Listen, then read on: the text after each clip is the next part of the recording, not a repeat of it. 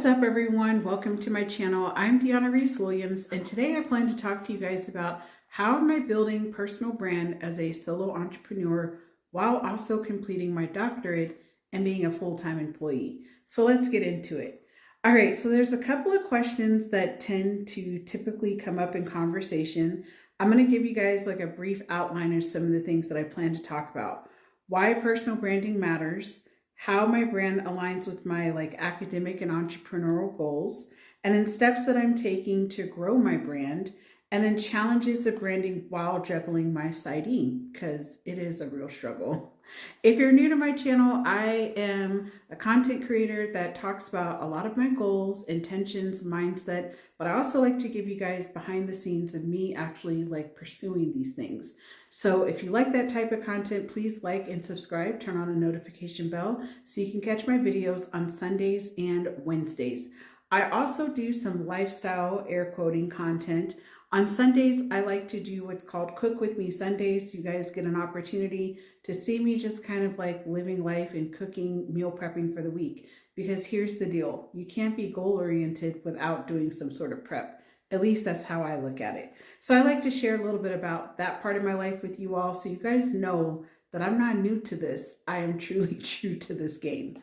All right, so here's a couple of questions that I plan to answer for you all. What does my personal branding mean to me? So the personal brand DRW is Deanna Reese-Williams, which is my initials. And the birth of this brand really came out of like 5+ years ago. I was pivoting from another business that I had. And basically, I'm not going to say that business failed. 2020 happened. So for those of you that were in business in 2020, it's a lot of things took a nosedive, and I was providing a service. At that time, I was offering a nature-based preschool program 2 days out of the week, and basically I had to just put a halt to it. So I ended up doing a pivot because I was in the season of doing a lot of presentations. It was my first year in academia. I teach full-time at a community college. I teach early childhood education courses, and I was working with a content strategist at the time. And at first I had hired this person to help me build my nature-based preschool website, and along with helping me with some marketing. And I said, but I have this other stuff that I'm doing. I don't know what to do with it. And basically they said, that's called personal branding. And I was like, oh, okay. So if you've never seen my website, you can go check it out. It is Deanna Reese-Williams, DIONAREESE, Williams, WILLIAMS.com. And so if you check it out, originally my content strategist I was working with was Renegade Group, and then I started working with a creative partner about 3-4 years ago. And so the creative partner did like a huge facelift to the actual personal brand website. And basically this website truly represents me and all the things that I do. It talks about a little bit about my life as a faculty member. It also ties in the fact that I'm an indie children's book author. I've authored 2 children's books, and you can find them on Amazon or on my website. Book number 1 was Sweet Potato and Mud Pies. My second book was called Picture Day, and I'm going to be working on book number 3 this year, so hopefully it'll launch sometime in the fall. And then also I've done some coaching, very light coaching, extremely light coaching on the side, just people that are just like, I want to get into business, I have questions, and just wanting like a think partner. I've done a little bit of work there.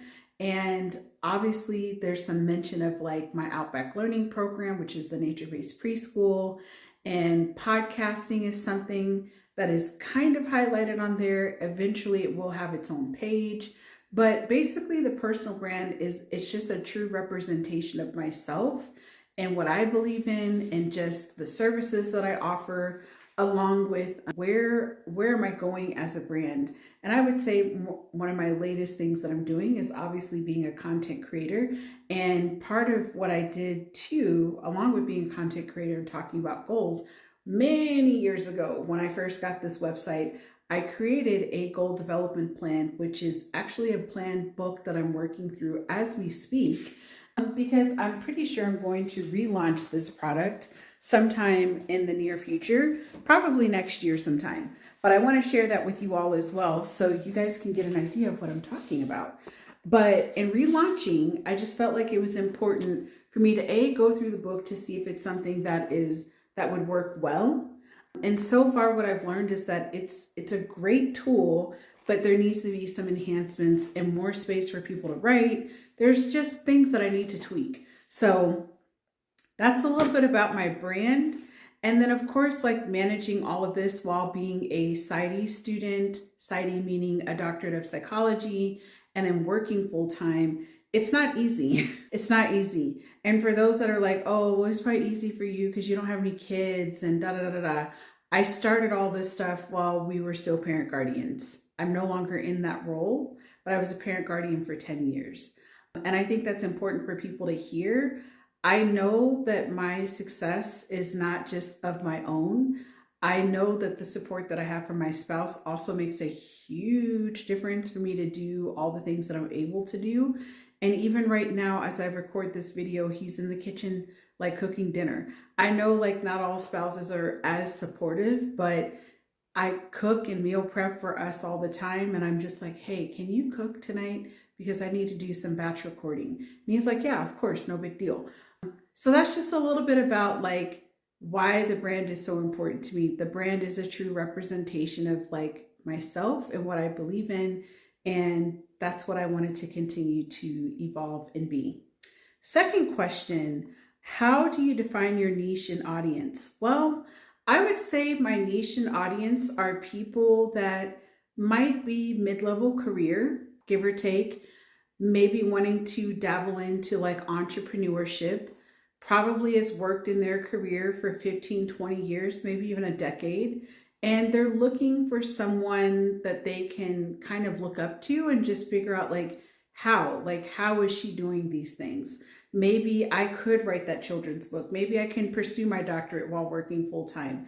Maybe I want to do some coaching and just guiding people in a different way. Maybe I want to start another business. Like, I just feel like my brand, I don't want to say it's for everyone, but it's for people that are like striving to reach whatever potential it is that they're trying to aim for. And that's what I feel like my niche is. It's just like tentacles of all the things that I am very passionate about. And so that's what I feel like my niche represents. What challenges have I faced? So along this journey, I would say my challenges have been probably knowing when to pivot, being okay with slow and steady is the real race, like the marathon method is really important for me to keep in mind, not to get bogged down in like what people think my brand should be, but really just focusing in on like, what is my passion? What am I trying to accomplish? And just focusing on the overall goal of the brand, which is I wanted to relaunch my podcast. I started podcasting in 2020. I want to launch my third children's book. So for me, it's like looking at what is realistic and manageable of what I'm capable of doing, and then just focusing in on that. Also, pacing myself is really important. That was something in my mid-30s I was still learning and figuring out. I'm not going to say I'm perfect at doing all of that in my early 40s, but I'm much better at like, you know what? It's time to end the day. I'm no longer working at this time. So I feel like just pacing myself, not being afraid to ask for help. I know when I relaunched my business, Outback Learning, that I am definitely planning to hire another person. I definitely plan to expand into a small business and not just being a solo entrepreneur, much like my DRW brand. It's a solo entrepreneur business, but at the same time, I've contracted with people. So I've had some different experiences as a personal brand when it comes to business versus with Outback Learning. It's like, no, this is actually going to turn into a small business at some point. So I want to be prepared for that. All right, so my tips for balancing personal branding and with other commitments. For me, it is a matter of looking at my schedule, looking at the demands of the week, and not overscheduling. And what I mean is looking at the task and how long is it going to take me to complete the task, because that's what it boils down to. If the task is something that's going to take up 2 hours of my time, that means this is something that's probably going to happen on like a Friday, a Saturday, or a Sunday, because it's going to require more time versus something that's like 30, 45 minutes of my time. I can do that like before work or after work, and it's not like too much of a huge commitment. And then, of course, like I said, part of balancing is being able to know when you need the help. That's the God honest truth. Like, I feel like that's been that has been one of the best gifts to myself as an entrepreneur, is just knowing like, okay, I need help with website development. I need help with building my bookkeeping skills. I need help with editing videos, stuff like that. I need help with photography. Or better yet, is there some photography I can do in-house? And like, when do I actually need to hire someone? Like, that's when it's really important to me to know like how to have that balance when it comes to being an entrepreneur and also working full-time along with being a doctoral student. Now, I will say when I graduate, which this is happening very, very soon, very, very soon, my prayer, and for those of you that caught my video the other day talking about my March goals and then along with my first quarter goals, I feel pretty confident in saying that I will more than likely be done with my doctorate within the second quarter of the year. So second quarter is April through June, which is 3 months. I'm like, maybe we might end up in July, but I highly doubt it. But I know that this PsyD has taken up a lot of time. Any extra time that I've had, it has been going towards that because I had to. It's, it's a commitment. I've been working on this paper diligently since December of 2023.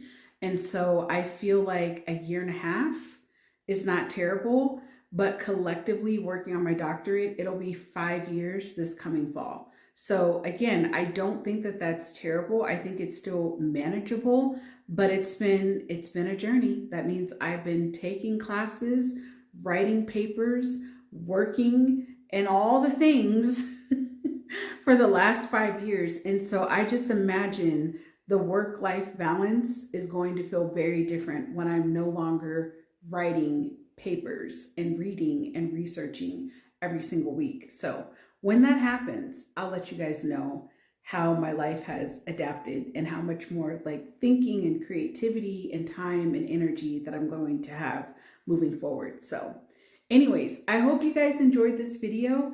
Again, you can catch my uploads on Sundays and Wednesdays, and I go live on Sundays with Cook With Me. But if you like this content, please like, subscribe, turn on the notification bell. Have a good day, have a good night, and have a good morning, and I'll catch you guys on the next video. Take care.